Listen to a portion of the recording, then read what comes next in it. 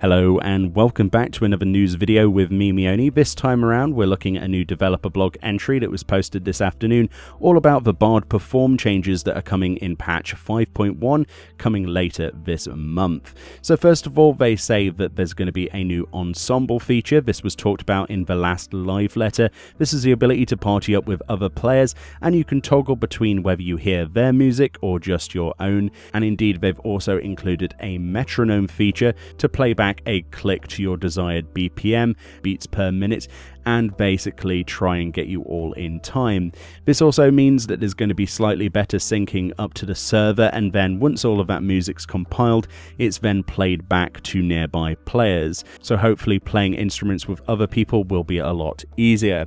Included with this are a bunch of new playback type settings, which you can access through the performance settings window. Additionally, with this, we actually get some new instrument sounds. They're going full brass this time around with 5 new brassy instruments. We get the sound of a trumpet, a trombone, a tuba, a horn, and a saxophone.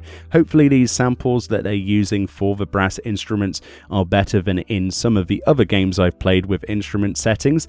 Usually they find it really difficult to make a decent MIDI, or usually brass is quite difficult to make sound pretty good in games, so it remains to be seen if they're actually going to be any good, or they're going to be those typical horrible samples we find in games like Arcade. They also say there are additional performance assistance features. This is a bit that might interest a few of you. They say, I want to try performance, but I don't know how to play without a music sheet. No worries, this feature is just for you.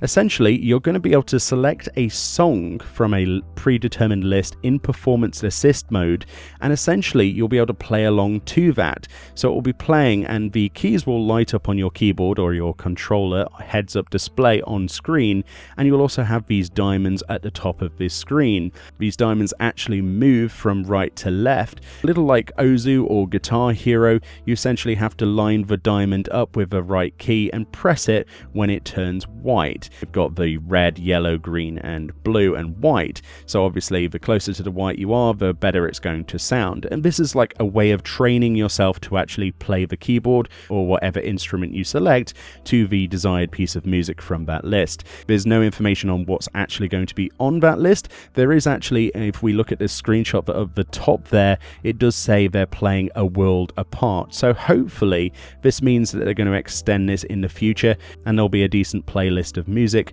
And if they could tie this in with the Orchestrion, that would be even better.